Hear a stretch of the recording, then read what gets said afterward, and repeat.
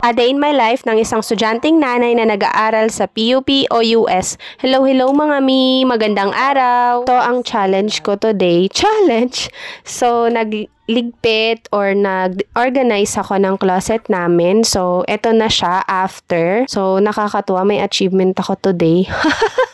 So, alam niyo na, kung napanood niyo to, umpisahan niyo na din sa part ninyo.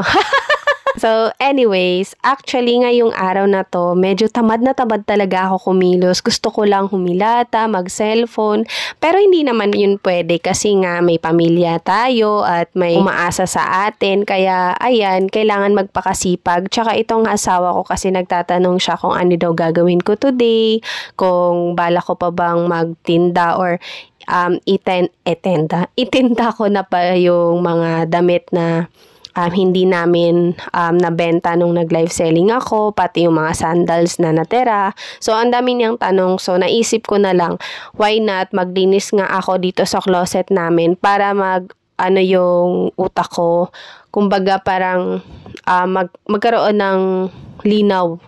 Nakatunayan, na-flex ko na yung mga damit at naghahanap nga ako ng mag-consignment dahil nga hindi basta-basta mabenta yon dahil broken na yung sizes at iba-iba din yung disenyo or design ng damit. Although lahat yon brand new, pero syempre hindi naman lahat ng tao gusto yon or alam niyo na, marami na rin competitors ngayon sa market.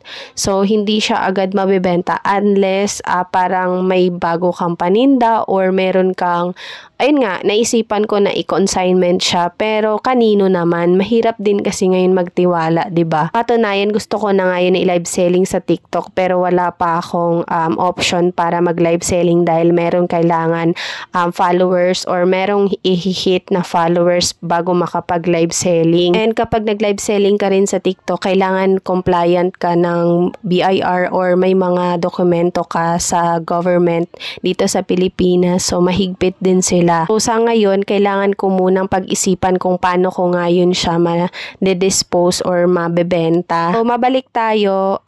Inaya ko na rin or tinawag ko na rin sila mama at saka yung kapatid ko para matulungan nga ako dito sa pag-sort ng mga damit. So, nakakatuwa naman dahil walang pasok yung kapatid ko at yung nanay ko nagbakasyon dito.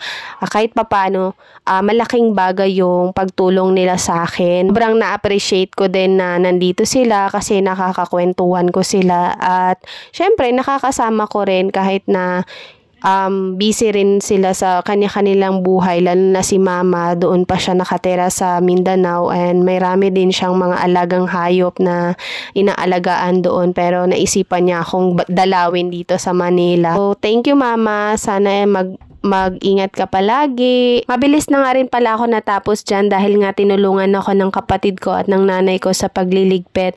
Pero ito naman yung haharapin ko mamaya, ang mga plansyahin. So hanggang dito na lang. Bye!